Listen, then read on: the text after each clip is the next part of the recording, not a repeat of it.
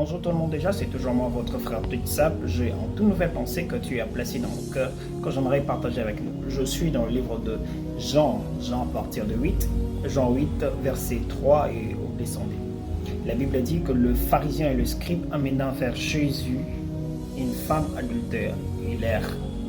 Le scribe qui est comme dans notre génération, ils sont comme des docteurs de la loi. C'est là qu'ils connaissent un peu la loi, c'est là qu'ils maîtrisent un peu quelque chose de Dieu.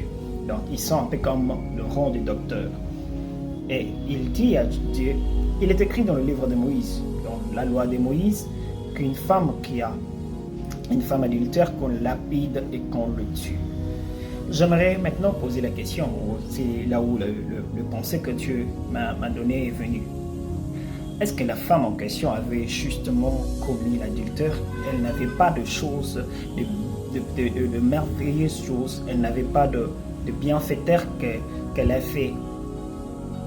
Pourquoi le monde veut justement nous mettre dans un cercle de notre échec? Pourquoi le monde veut justement nous rappeler ou faire publicité de ce que nous avons fait du mal? Le mal que nous avons fait, le monde est en train de faire la publicité. Le monde est en train de vouloir toujours montrer au monde que nous sommes toujours des mauvais côtés. Le monde ne peut pas toujours. Le monde ne fait pas montrer ou ne fait pas la publicité de nous en nous montrant la bonne place ou les bonnes œuvres que nous avons fait.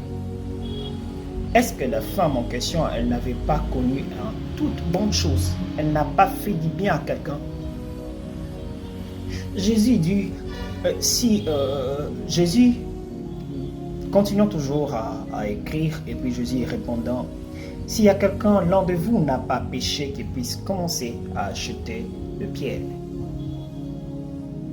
Très souvent, nous pensons, très souvent que nos échecs, ou le mal que nous avons fait, les choses que nous n'avons pas bien fait, doivent toujours nous condamner. En réalité, on est là en train de regarder, vouloir avoir l'approbation, vouloir être acclamé par les hommes, vouloir que le monde puisse connaître ce que nous sommes.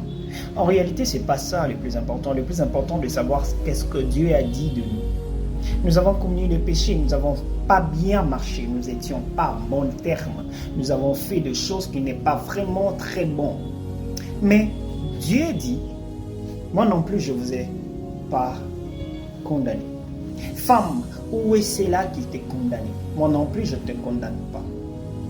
Très souvent, le cercle, le mal que nous avons fait, le chèque, nous sommes restés dans cette cercle-là en pensant que non, c'est là que les autres sont en train de nous coller, c'est là, c'est nous.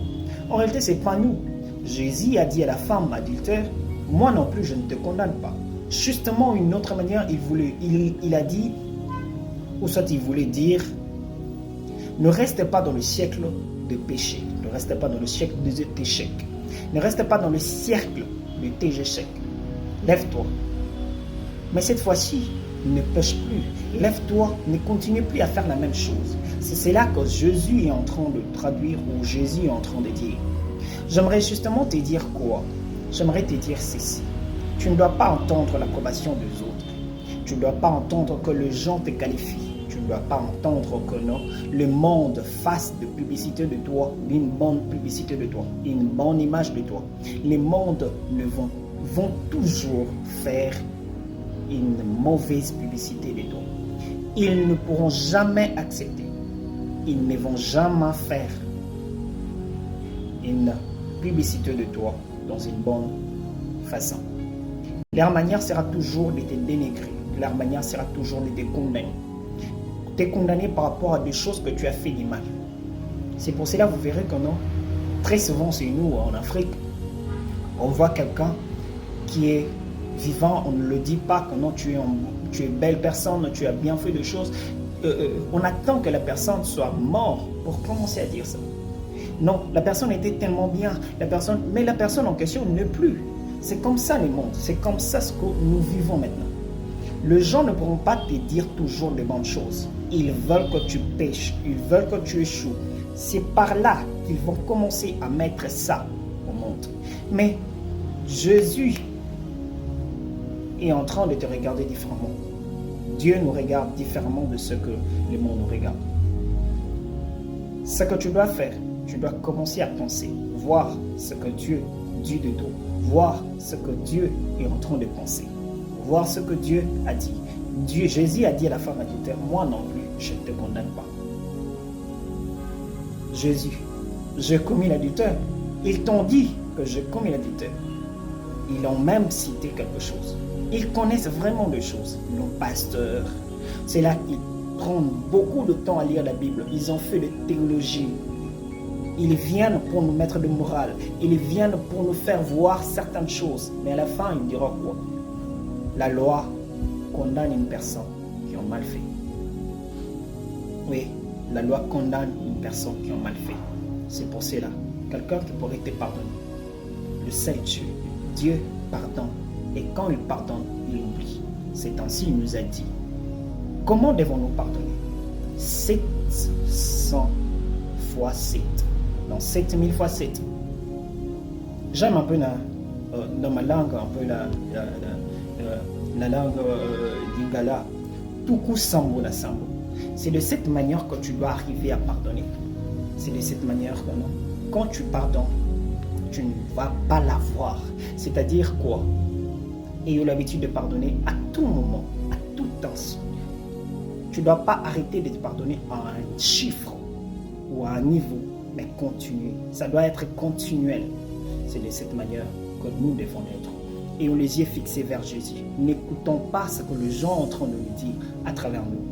Nous ne sommes pas venus sur cette terre parce qu'ils ont voulu, mais nous sommes le résultat des volontés de Dieu. Dieu a voulu que nous soyons dans cette terre et il a fait en sorte que nous le soyons.